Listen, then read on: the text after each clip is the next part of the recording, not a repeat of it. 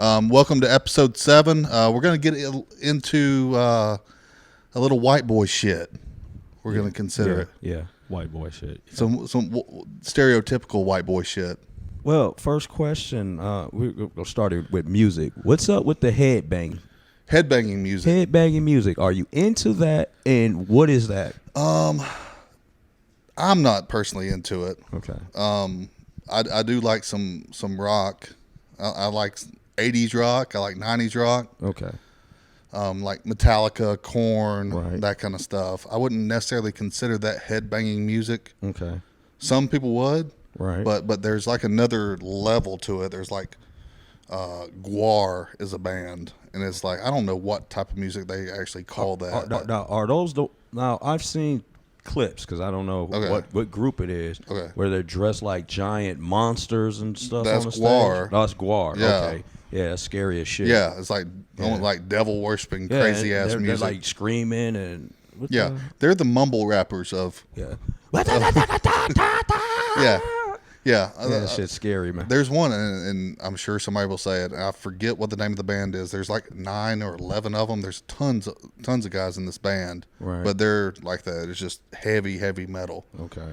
Yeah, I'm kind of dumb I don't know what's above like a Korn or Metallica. I don't know much about that level of heavy metal. So okay, what category would Creed be in? What is Creed? Creed is junk.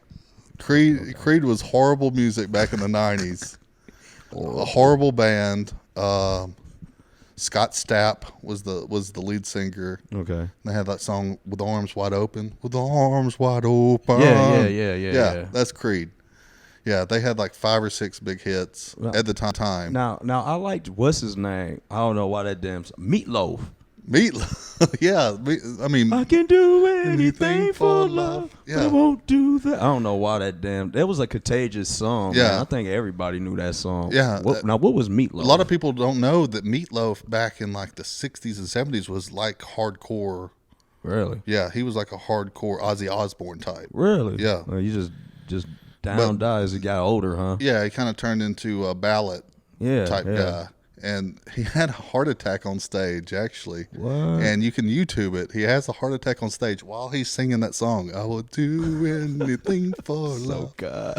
And he literally has the heart attack. Did he get a standing ovation? He's on his back, and he's still trying to sing. And oh, my God. What's people giving him a standing ovation? I don't know about that. It's like that guy will die for his music. He will do anything for love.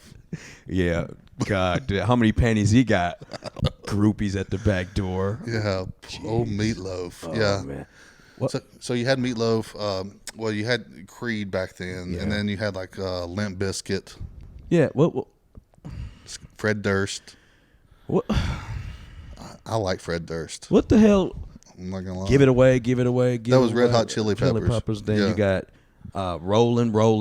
That's with Red Hot. Limp Bizkit. Yeah, Limp Bizkit. What is Rollin'? What is the concept behind that song? Can you tell? There's no concept. There's just Exactly. With Limp Bizkit, he was just about not necessarily content, but just rhymes, just trying to put out songs, and that's why he's not around anymore, I guess. Yeah. But for the time, I liked him. He was a dirty white boy from Jacksonville, Florida. Oh, okay. What about Kid Rock? You like Kid Rock? No. I went to a Kid Rock concert one time. Okay. I'm not a huge fan. There's a couple songs that I like. Okay.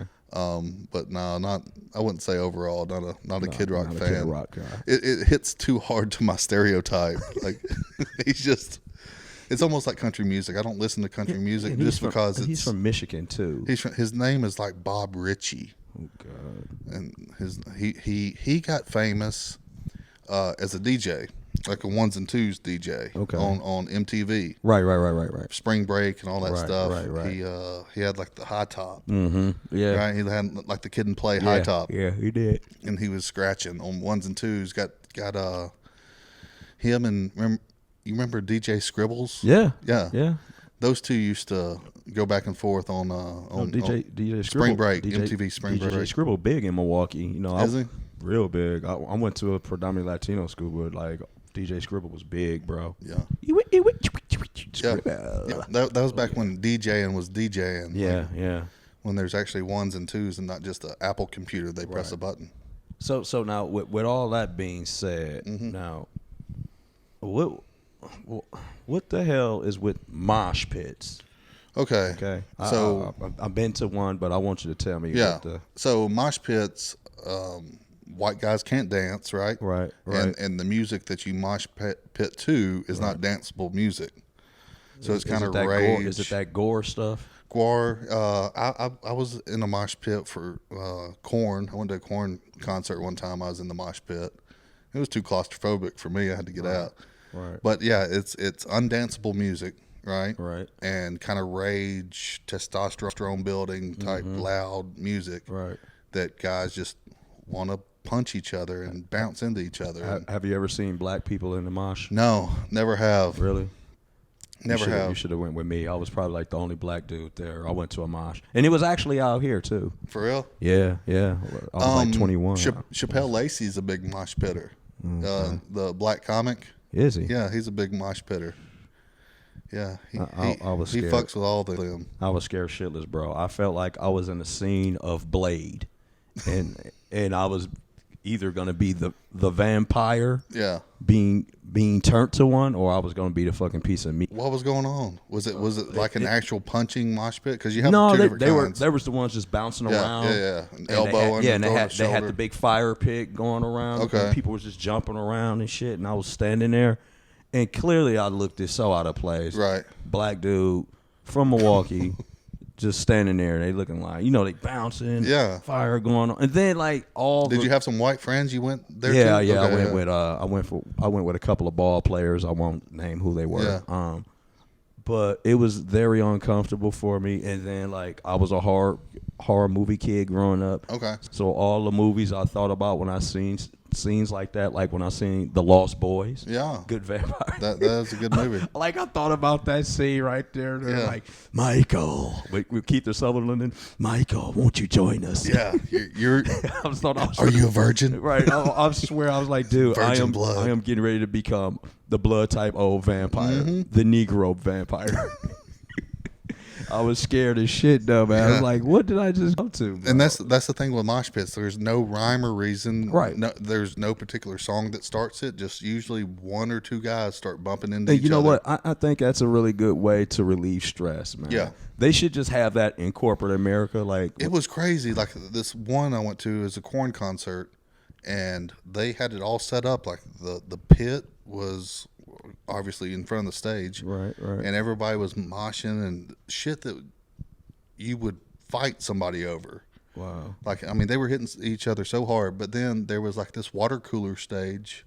Like, they would get all tired and go over to the water cooler and drink up some Gatorade, some Powerade, and then get back in there. They should have that in corporate America. Like, when you up under stress and shit. That's right. You be like, hey, I'm going on break. What you finna do? Do the mosh. I'm about to mosh. Or they're just corporate call. I'm taking an MP moment. Yeah. Give me 10. Yeah. Tired of Zoom calls? Go mosh pit. Yeah. Do an MP moment. Just go just bang but it. that's the reason for mosh pits, guys. Stress reliever. Stress reliever, plus they can't dance. Yeah. And guess what? You're not hurting anybody. No. I'd rather you doing that than shooting up a fucking school or something. That's right. Just get it out of your system, man.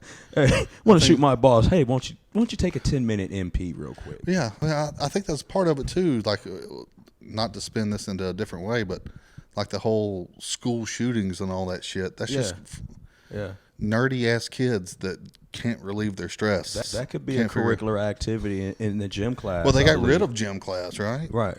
See, that's the problem. Yeah. You don't got no way for these kids to relieve stress. Yep. See? Yeah, and you guys listening, right? You want Right. to relieve stress, bring back recreation. Yep. Damn it. Get back in PE. Right. Yeah, actually have to fight your bully. How about that? Yeah. What a Ooh, who wants to fight? yeah. Ooh. Yeah. Let's get on social media and talk about it. No. That's a big problem. We sound like such old heads telling that. Sounds much truth, though, man. There is. There's a lot of truth in that. Like, yeah, everything's so afraid of getting in trouble for fighting or anything like that. Like my 17-year-old boy, right? if they get in a fight, then both of them get suspended or whatever. And he's afraid of that. Was afraid of that. I was like, screw that, man. Just fight, and we'll figure that out. Put hands on that little punk, whoever he was. Put hands on him, bro. That's your the daddy, problem. Let your daddy make the ultimate decision. We'll figure that part out. Shit. Put hands on him for real. Beep, beep, beep, beep. You know, going into that, bro, that makes me think about when we were growing up, our first encounters of doing all the mosh pitting, the fighting, the bullies, wrestling, man. WWE wrestling. WWF back then. World Wrestling Federation. Right, Federation, not entertainment. This is when wrestling was at all-time high. Every poor black kid in the hood watched wrestling, bro. Every redneck in the trailer was watching wrestling, too. Saturday mornings, that's what you did. Saturday morning. Now, who was your favorite wrestler? Man, I mean, let's see, I went through phases, right? Right. I was a British Bulldog fan there for a while. British Bulldog. Yeah. Everybody was a Hulk Hogan fan for a little while. My all-time favorite was Stone Cold, man. Stone Cold Steve Austin, the Texas Rattlesnake. Oh, man. Stone Cold was badass, man. Yeah. What about you? Now, I was the opposite. Like, I liked Hulk Hogan. He was okay. But at that time, the Ultimate Warrior. Oh, yeah, he was a warrior. Oh, Macho Man. I forgot about Macho Man, too. I was Ultimate Warrior was my go-to. The Ultimate Warrior was, to this day, he's still the only wrestler, I believe, that held 2 belts at the same time. He was the Intercontinental Champion in the world. Yeah. Oh, man, Ultimate Warrior was that dude. Yeah.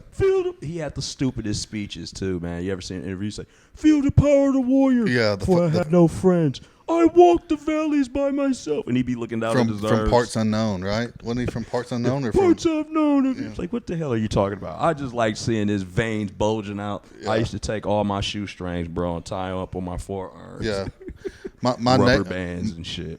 The lady that lived next to me when I grew up, she had the same hair as Ultimate Warrior.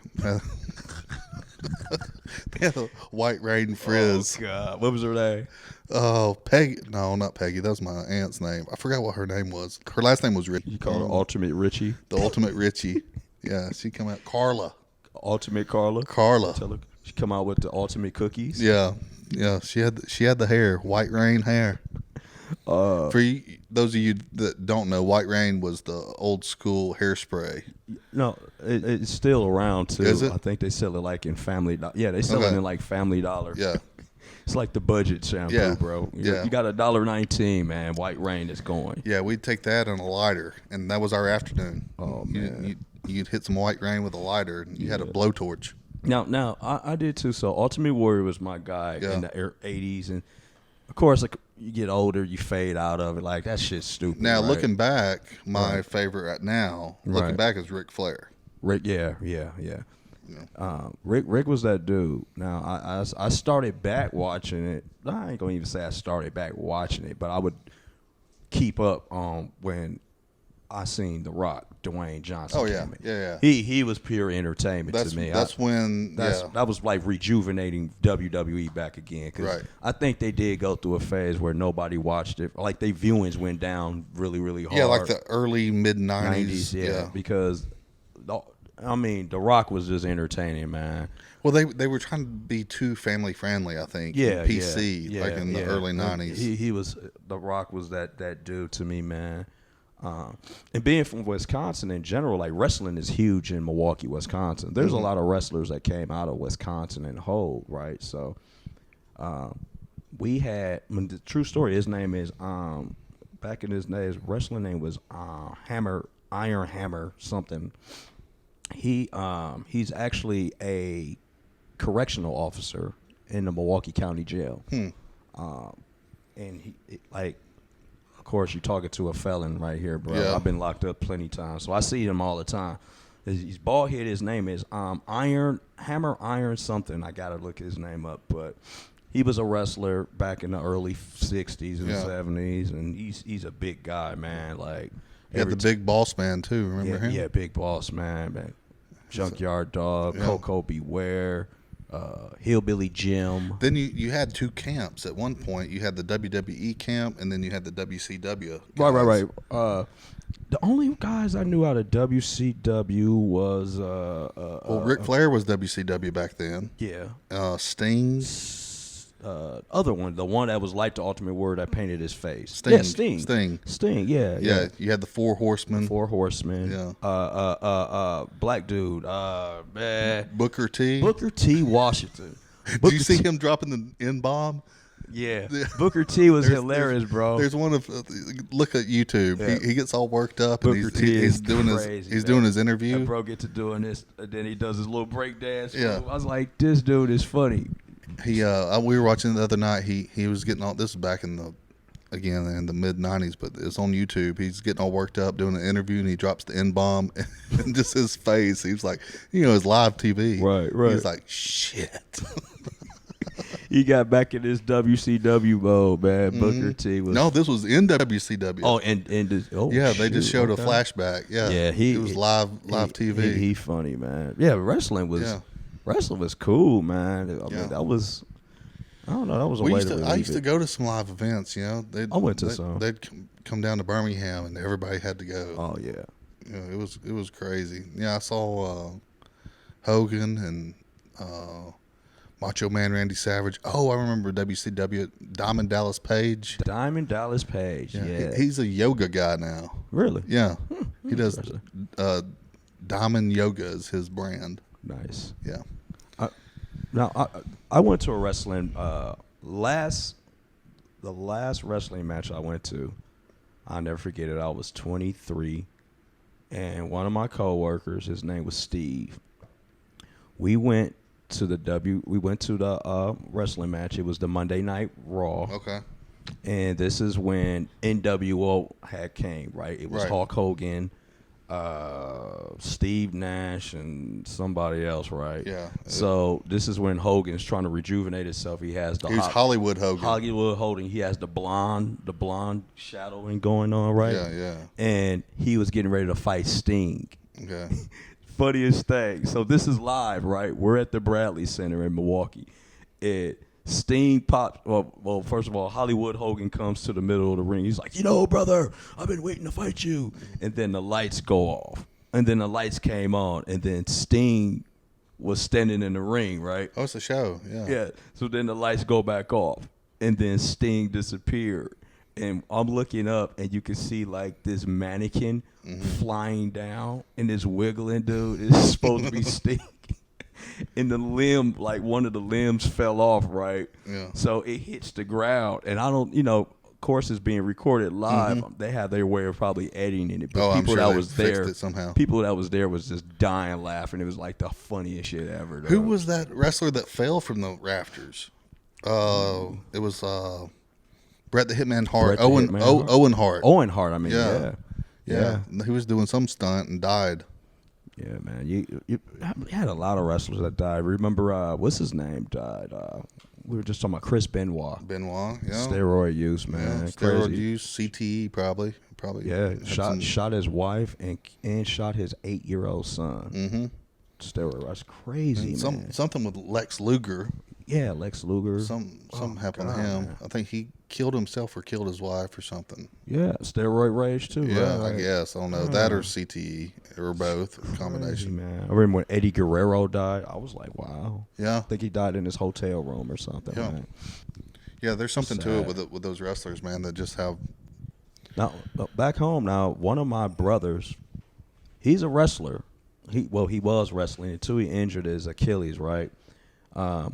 He was wrestling, and his trainer was actually the trainer that trained a WWE wrestler that came in the early 90s. His name was Mr. Kennedy. A lot of people may not remember. Ken Anderson, but he went by Kennedy, Mr. Kennedy. He's from Grand Rapids, Wisconsin. But his trainer was the same trainer as my brother's, and he was trying to pursue to become a professional wrestler, and he wound up injuring his Achilles in a freak accident while they was just training. Dude, they do those reality shows on the different levels it takes to get up to WWE. Man, that is crazy. Yeah. Yep, That's freaking crazy. There's like minor leagues. I mean, it's just like baseball, basically. Yeah, my brother Taz, man, back at home, like that's what he was pursuing, to be a professional wrestler, man. I was like, wow, that's commitment. It is. I wouldn't do it. Hell no. Screw that noise, man. Nah. Because I mean, what percentage makes it? Of course, that's sheesh. That's just like the percentage that graduates out of college and goes to the NBA. It's like a damn small percentage, man. Yeah. Probably under 10. Oh, I'd imagine it's single digits. Yeah. Yeah, that's crazy, man. So I was watching a 30 for 30 on ESPN about the effects of Ric Flair in hip hop. Yeah. Right. We were talking about this at one point about how just his flow, his rhythm, his swag. He had that DNA, man. Like Ric Flair was, as we call it, hip hop, man. He was splashy. Like he was splashy, man. He had to go ropes, and he let you know too. Right. Woo! I'm gonna jump in my private jet with my 3 diamond ropes, meet you across the street, and have a drink with you. The Flair, man. Yeah. He was a Rolex wearing, kiss stealing. I thought Ric Flair was a white pimp, man. Dude, he was pimp. He was a pimp. I think every woman wanted to have sex with him, and every guy wanted to be him. Yep. I was like, dude, if I was a wrestler, I want to be him. Yeah, he had swag. He made it look fun. And he made it look like that was the best life in the world. Yeah. They were doing this documentary on him, and he, like, that was part of his problem, was that he was living that persona. Yeah. In his personal life. Well, I mean, shit, it'd be hard not to. When you Ric Flair, I mean, how can't you? Can you see him going to the grocery store and somebody be like, woo? And he'd be like, hey, stop it, okay? I'm here getting my mashed potatoes. Right. I'm trying to pick up my asparagus. Like, man, get the fuck out. You probably lose around 50 fans that way, man. So, he's probably always in character, right? I guess that's very similar to a rapper, a hip-hop artist. They can't just turn it off, turn it on. And you hear it, too. They say that being a hip hop artist is the dangerous thing. It's because people are expecting you to be what you're rapping about all the time. Yeah, right? It's supposed to be a gangster, or Even though we all say it's entertainment, but it's levels to this entertainment. I mean, because you're telling me this, but when you're rapping it, you're rapping it as if this is what you're doing every day. You're even seeing that in comedy for some of these guys, especially like the YouTube personalities. Mm-hmm. They feel like they have to be that personality, all the time. Yeah. I mean, it'd be hard to just turn it off and not be a bro. Like Trevor, for instance. Yeah. Like, he probably gets that all the time. Like, bro. Yeah, bro, what's up? And you're just gonna like shun you can't shun your fans, necessarily. Right. Then they you suck. He fake. He ain't even like that in real life. Yeah, that would be tough, and especially like back then with Ric Flair, before the internet and before all this other stuff, where you could you had another channel to be able to say, I'm really not that guy. Right. So I think who helped in that aspect change that persona would be your 2 current superstars in wrestling that's transitioned into Hollywood, which would be John Cena and Dwayne "Rock" Johnson. Right. And if I'm correct, I think in his speeches, The Rock would say, "I'm one of the greatest entertainers." Mm-hmm. So he thinks of it as an entertainment. He was painting that picture, right, to let you know, like, entertainer. Yeah, you know what I mean. I think being in the field of entertainment, that's what you got to do. You got to take hold of your craft, your brand, and paint the picture before you let everybody else paint it for you. That's true. So that's why I think it was so easy for him to transition into Hollywood like that. He lets you know right out the gate, greatest entertainer in WWE wrestling. He let you know entertainer. He didn't say best wrestler. He let you know entertainer. Right. Yeah. He put emphasis on that. I would say the top 1 and 2 would be Ric Flair and Dwayne Johnson as far as the smack talk. Oh yeah. Oh man. Because that's a gift. That is. The Rock says it doesn't matter. The Rock says anyway it goes, you're getting that candy ass whipped.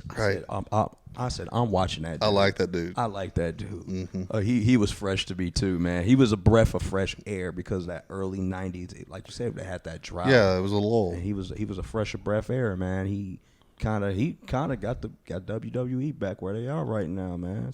Handily. Yeah, he still comes back every once in a while. He does. He pops up, nobody call him a sellout, none of that. It's like they love seeing him. Oh my God, The Rock is back. Is John Cena still in it? I don't know, man. They said I read this that John Cena makes more for Make-A-Wish kids. Yeah, he makes more appearances than anybody else. I believe it. I believe it. I think like St. Jude's or whoever the Make-A-Wish Foundation is. I believe it, man. He's a good dude too.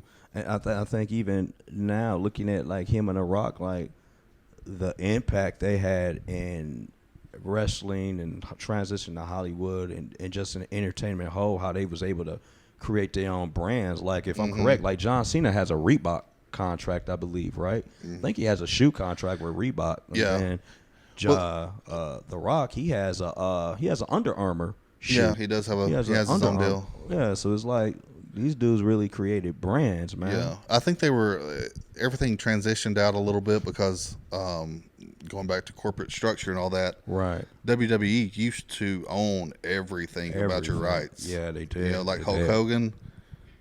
WWE owned Hulk Hogan's name. Yeah. Yeah. So anything that was put on a T-shirt or a sports, whatever memorabilia or whatever, part of that went to the WWE. Yeah.